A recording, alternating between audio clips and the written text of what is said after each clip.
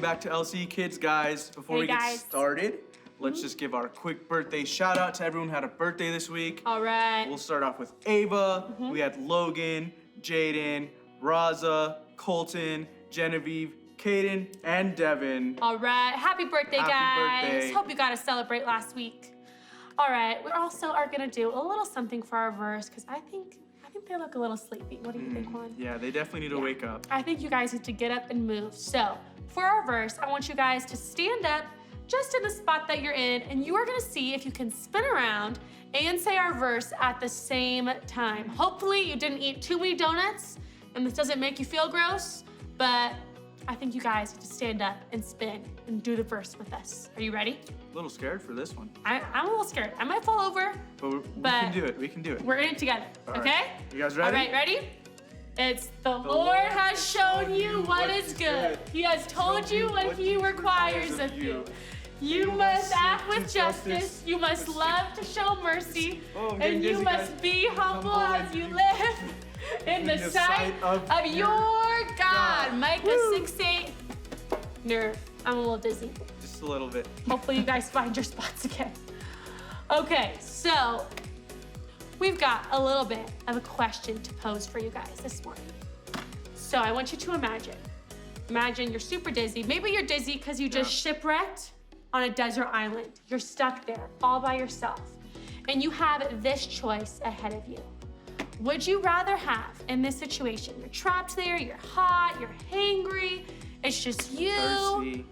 Yep. Maybe it's a sea turtle there, I don't know. So, but you have the choice.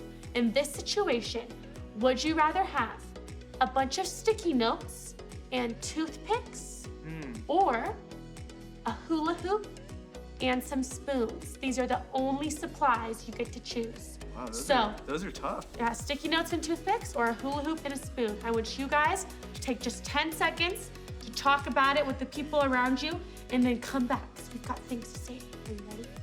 All right, let's give them 10, 9, 8, 7, 6, 5, 4, 3, 2, 1. All right, bring it in.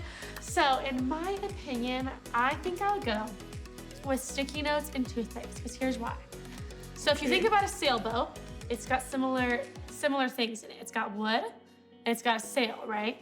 So if you had enough toothpicks that you could like stick all together and then you make like a really big sail out of a bunch of sticky notes, and then maybe you can make yourself like a boat to get out of the island, or you could like kill little fish with your toothpicks, like, you know, those really, really tiny fish. Anchovies? You could, Ew. I don't know. All I'm saying is if you're hangry, you're gonna want to find something. It's kind of like you have the mini weenies on the toothpick, but you just, with other things that you find there on your toothpick for eating. So that's what I would go with. Okay, what would you go with? That's good. All right. Gotta give it up to Lauren. But I personally think a hula hoop and a spoon would be better. The reason I say a hula hoop and spoon would be better is because I could just be on the beach hula hooping all day, getting that core workout in, and then eventually when I'm ready, I can take my spoon and use it as a paddle if my arms get tired and swim off the island. And then that hula hoop would be like a little life preserver, so if I'm ever too tired, I'll just lay on the hula hoop, rest up. Don't float, Juan. Well, maybe this is a buoyant That's hula hoop. all I'm saying is that could be dangerous if you think hula hoops float. Anyway, but with all that core strength that you got, Okay. you'll be able to swim off the island. No time. All right.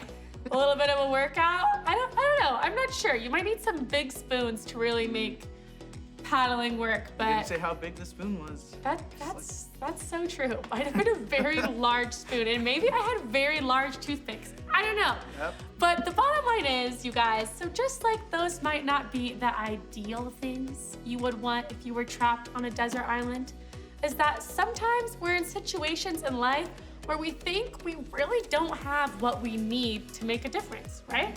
Yeah. Yeah, so in our Bible story today, we are talking about how you can use what you have to help others. Even if all you had was a hula hoop and some spoons, you could think of some ways to help others, right, Juan? Yeah, maybe With if we some came together, core we'd get off the to get off the island. Seriously, right? So listen to our Bible story, you guys, and think about things God's given you, how you can use what you have, even if it doesn't seem like it, to really make a difference for someone else. See you guys after.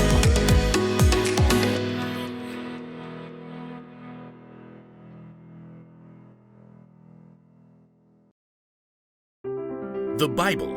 It's 66 books of history, stories, letters, and poetry that fit together to form God's one big story. The epic adventure of how He created us and loves us so much that He made a way to rescue us. As we travel through the Bible, from Genesis to Revelation, we discover people who met God and found their lives changed forever.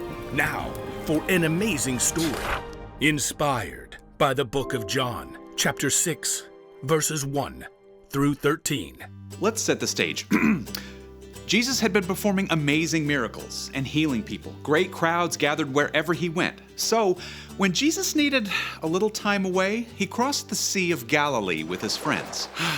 He was probably looking forward to a quiet day on the mountainside, overlooking the lake. But the crowds had followed. Oh, you've got to be kidding me. Looks like thousands. Should we send them all away? No, I'll talk to them. Even though He was tired, Jesus welcomed the people. He could see the hunger in their hearts, so He sat down on the mountainside and began to teach them. I am the bread of life. Whoever comes to me will never go hungry. Through the heat of the day, Jesus kept speaking to the people. As the sun sank lower, though, people started getting restless. See, nobody planned to stay there the whole day, and everybody was getting hungry. Well, Jesus knew how He would provide a meal, but first, He spoke to His friend Philip. Where can we buy bread for all these people to eat? Philip's eyes widened as he looked down over the mountainside. There are thousands of people here. Even buying enough bread for everyone to have one bite would take more than half a year's pay. Feeding this crowd certainly seemed like an impossible job. Jesus' friends started to check around, trying to see if anyone at all had brought along some food. Now, imagine you are there, on that very same hillside. Early this morning, you heard footsteps and excited voices just outside your home. They say Jesus is heading for the lakeshore.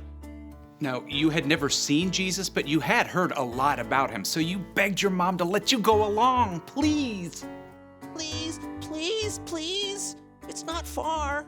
And she said yes, which is pretty amazing, but she wouldn't let you run out the door unprepared. Here, I've wrapped up some bread and fish for you. Thanks, Mom. So you grabbed the bundle, thanks Mom, and ran out the door, joining the crowd. When you finally reached the lakeshore, the crowd was a little overwhelming. But high up on the mountainside, you could see a man surrounded by a close-knit group of followers. Sometimes it's good to be little, so you make your way little by little uphill through the crowd. Excuse me? After a while, you were so close. You could hear Jesus. Anyone who hears my word and believes Him who has sent me has eternal life. You slid under someone's elbow and found a place to sit on a little rock just a few yards away from Jesus. And all day, you listened. You weren't bored even a bit, because somehow everything Jesus said, it seemed like He was saying it just to you. In fact, you even forgot to eat your lunch. Oops. Guess I am kind of hungry. Now you can see other people are getting hungry too. And Jesus has taken a short break to talk with His friends, and then you're sad because Jesus is probably planning to send everybody away to get their own food. But then, a few of His friends start walking through the crowd. Does anyone have any food? Nothing here, I'm sorry. Oh, you really want your bread and fish at this point, but as tired and hungry as you are, you know Jesus has been working hard all day. So, you clear your throat, and then you say, I do. Great. What do you got? 5 little loaves and 2 fish. Not much. I know, but Jesus can have it. Well, thank you. Come along. You follow Jesus' friend Andrew right up to Jesus. Here's a boy with 5 small loaves of barley bread and 2 small fish. It won't go far in such a large crowd. Jesus turns and looks right at you. He can see you're hungry and that you've chosen to give up your lunch anyway. And then He smiles. It's the best thank you you've ever gotten. He reaches out his hands, and you give him your food. Then Jesus turns back to his friends. Have the people sit down. Jesus' friends exchanged surprised glances, but then they started gesturing to the crowd. All right, everyone sit down. Plenty of room. Like a slowly rolling wave from front to back, you see all the people sit down. Then, right beside you, Jesus takes your 5 small loaves of bread and 2 small fish, and he lifts them up to heaven. Father, thank you for this food you've given us. Then, Jesus takes the loaves and breaks them. He begins handing them out to his friends and to the people in the first rows on the ground. He does the same with the fish. You even get some of your own bread and fish back. Yum. You look around and you can see Jesus' friends still handing out pieces of fish and bread to the crowd. But this is way more than what I gave to Jesus. Soon, it seems like the entire crowd is eating dinner. Your own stomach is already full, and you still have bread and fish left over. As the people around you begin to finish their meals, Jesus calls his friends again. Gather the leftover pieces. Don't waste anything. You watch in amazement as Jesus' friends go through the crowd with large baskets. And sure enough, lots of people have extra bread and fish to drop inside. When the men finally return to Jesus, they've collected 12 full baskets of leftover fish and bread. That's impossible. But you know it happened because you saw it and because you've met Jesus. Nearby, a man exclaims, "This must be the prophet who's supposed to come into the world." Now, you aren't sure exactly what that means, but you are sure that Jesus deeply cares for every single person on this hillside. And you're sure that he can take your small lunch to meet every single person's need.